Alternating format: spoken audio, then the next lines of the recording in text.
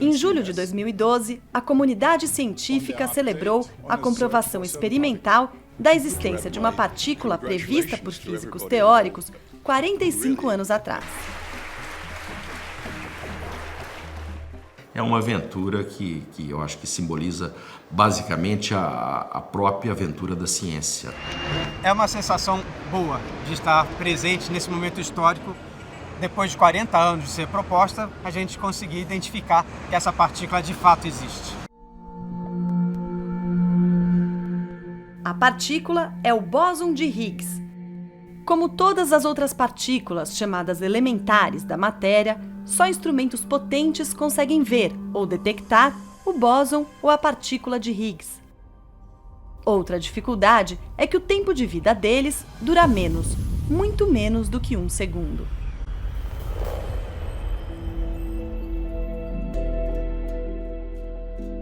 Por que neutrino? Por causa dessa força fraca que a gente viu. Então foi assim, com esses caras, que a gente Para entender essa e as outras partículas elementares do universo, é preciso bastante abstração. Vocês são artistas, tá? Vocês são livres para interpretar. Esses alunos do Instituto de Artes da Unesp, em São Paulo, vão procurar representar o bóson de Higgs, cada um com a sua arte e a sua maneira, e nos acompanhar durante a reportagem.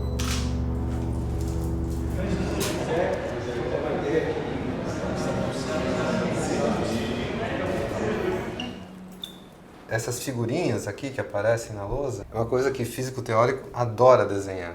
Então chama de diagramas de Feynman. Rogério Rosenfeld faz aqui uma representação do bóson de Higgs. Então esse daqui é um gluon, esse daqui é outro gluon. Então esse daqui é o diagrama que descreve a produção de um bóson de Higgs. A física de partículas a gente parte da ideia, que é uma ideia antiga que vem desde dos gregos, da ideia de que tudo é constituído de pequenas partículas. Então, tudo que a gente conhece é constituído das mesmas partículas e elas se recombinam, se combinam de outra forma e constroem tudo que a gente conhece, desde esse apagador, o giz, a Terra, a Lua, as estrelas. Então, e essa é uma extrapolação muito importante, né? Tudo no universo, inclusive o que está além daqui da Terra, além das coisas terrestres, né? As estrelas e tudo que a gente consegue enxergar seria constituído de partículas. O nosso objetivo em física, em geral, é descrever o mundo, descrever a natureza. A gente quer descobrir quais são as leis mais básicas que descrevem os fenômenos que nós observamos. Para descobrir quais são essas leis, a gente usa o chamado método científico. Então, o método científico é baseado no quê? Primeiro, observações, você faz observações e tenta descobrir padrões nessas observações. A partir dessas observações, você tenta inventar ou deduzir uma lei que descreve essas observações, um modelo que descreve essas observações. O que se estava procurando em física de partículas era um modelo que poderia descrever como que as partículas ganham massa.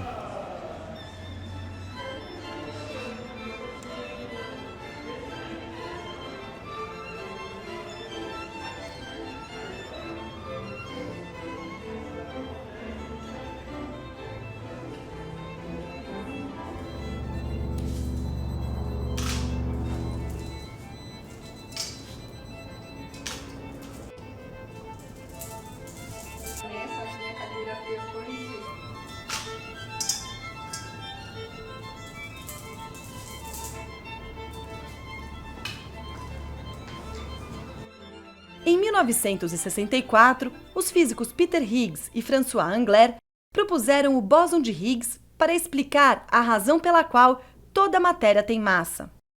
E como no entendimento atual dos físicos, a toda partícula corresponde um campo que resulta da atuação dela, se existe o bóson de Higgs, existe também o campo de Higgs.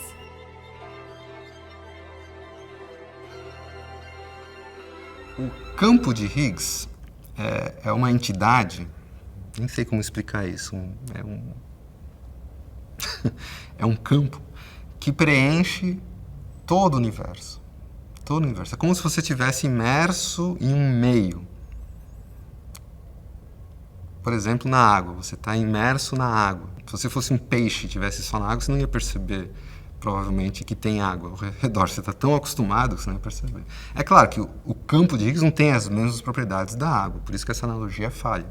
Mas a ideia de que, de fato, existe uma interação entre partículas e esse campo que você está imerso é uma ideia válida, é isso mesmo. Quanto maior essa interação, você pode imaginar nessa analogia que maior é a resistência a você se movimentar. Se você está na água, se você está imersa na água, você tem uma resistência maior ao seu movimento.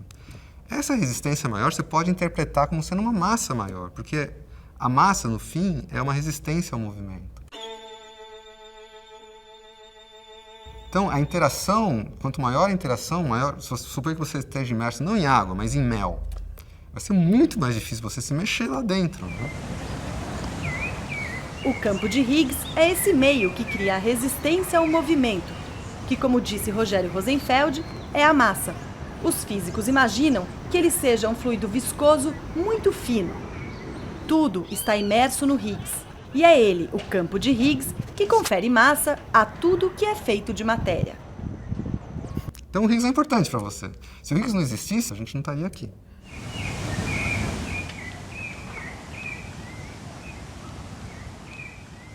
Agora, o que é partícula de Higgs? Então, de novo, eu gosto de imaginar esse meio, que seria uma água, seria o campo do Higgs, né? Então, imagine que isso seja agora um lago, né? E o campo do Higgs seja o lago. Assim, tranquilo, um lago tranquilo. A partícula de Higgs seria a excitação do lago. O que é excitação? Excitação é o seguinte, joga uma pedra no lago. Se você jogar uma pedra no lago, você vai ver umas ondas formando e se propagando, viajando no lago, né? Esfericamente até. Essas ondas carregam energia. A partícula de Higgs é essa onda no lago do campo do Higgs. Então, o campo do Higgs seria o lago e a partícula seria essa excitação, essa onda que se propaga no campo do Higgs.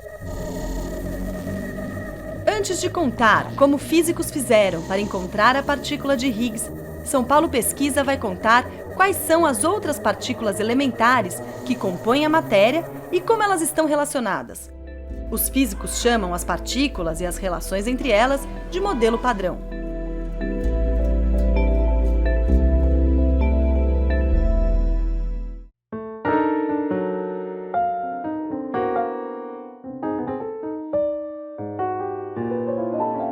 O modelo padrão é uma tentativa de juntar todas as pecinhas elementares da natureza numa única tabela. Ele teve sua formulação concluída na década de 70 e previu a existência de várias partículas que depois foram confirmadas. O bóson de Higgs foi só a última delas, mas vamos começar do começo, vamos começar pelos átomos. Eles são compostos por prótons e nêutrons no núcleo e elétrons ao redor. O elétron é elementar mesmo, não há nada dentro dele que seja mais simples. Mas o modelo padrão indica que o elétron existe em 3 versões: elétron, elétron muon e elétron tau.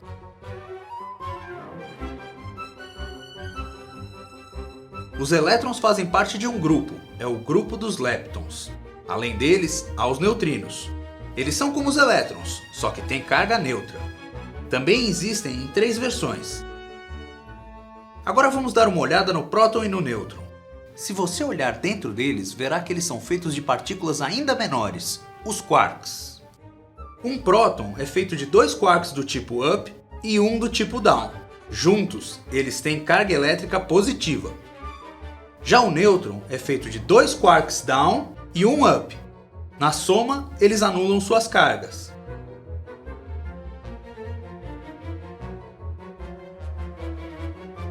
Com a mesma carga do quark up, existem o quark charm e o top. Com a mesma carga do quark down, há o strange e o bottom.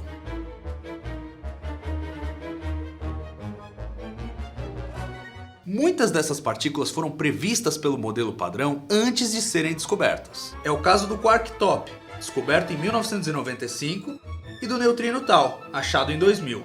Decifradas as partículas básicas da matéria, quarks e leptons, resta apenas um grupo, o das partículas que geram as forças da natureza. são os bósons. A força mais conhecida é a eletromagnética, responsável pelos campos elétricos e magnéticos. Essa força é transmitida pelos fótons, as partículas que compõem a luz. Já a força nuclear forte é a que mantém os quarks coesos nos prótons e nêutrons. Ela é transportada por uma partícula chamada gluon. Há uma outra força que é responsável pelos decaimentos radioativos, quando um elemento se transforma em outro elemento. É a força nuclear fraca, que é transmitida por duas partículas, o Z e o W. Previstos pelo modelo padrão, eles foram descobertos em 1983. E chegamos à última peça que faltava, o bóson de Higgs. Ele gera um campo de força que age sobre todas as outras partículas, produzindo resistência a seu movimento. A comprovação experimental de que a partícula de Higgs existe, conforme a previsão dos físicos Peter Higgs e François Englert, deu a eles o Prêmio Nobel da Física em 2013. Estes são só alguns dos cerca de 6.000 cientistas que conseguiram justamente obter a prova experimental da existência do bóson de Higgs. Eles assistem ao anúncio do Nobel no saguão do Centro Europeu de Física Nuclear, o CERN, em Genebra. For the theoretical discovery of a mechanism that contributes to our understanding. Fica no CERN o maior acelerador de partículas do mundo, o LHC. Foi com essa máquina que os cientistas conseguiram identificar o bóson de Higgs.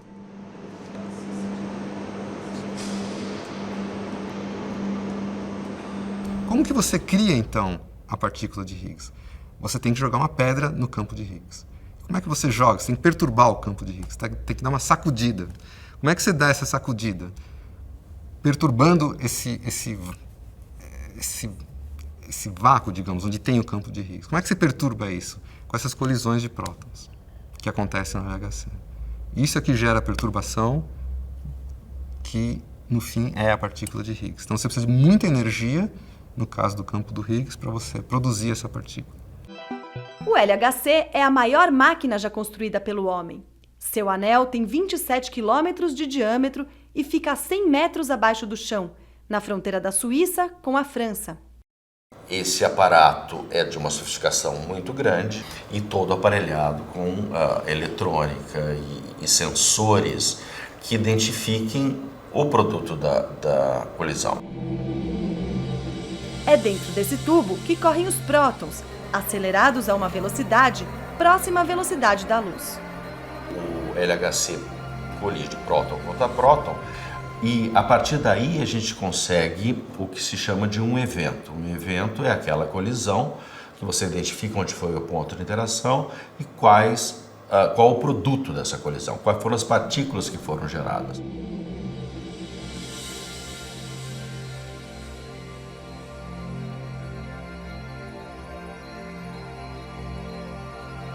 Produzir o Higgs é produzir, é formar a partícula do Higgs. Agora, como a gente observa, é pelo decaimento, porque ele é produzido e decai instantaneamente. Dizer que uma partícula decai significa dizer que ela se transforma em outras partículas depois de um certo tempo. Ele não atravessa o seu detetor e aí você fala, tem um Higgs aqui que passou por aqui. Não, o Higgs não passou.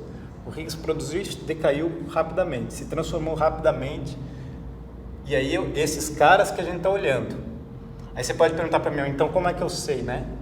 Os cientistas identificam um Higgs porque conseguem identificar o resultado da sua desintegração.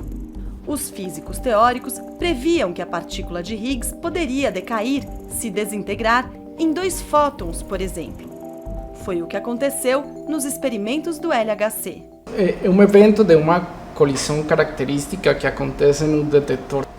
Parece que é um desenho artificial, mas não é. Na verdade, nos monitores reais que acompanham as colisões, assim é que aparecem os eventos para o físico, para o observador. Cada um desses traços amarelos, eles são partículas carregadas que estão atravessando o detetor. Então, cada um desses tracinhos é uma partícula. Além de se transformar em outra coisa quase instantaneamente, o bóson de Higgs é raríssimo. Ele aparece, em média, a cada 1 trilhão de colisões próton-próton. Por isso, os experimentos precisaram reunir uma quantidade imensa de dados. Então a física de partículas exige uma quantidade de dados tão grande, um processamento de dados tão grande, que a gente tem que criar nossa própria maneira de processar esses dados.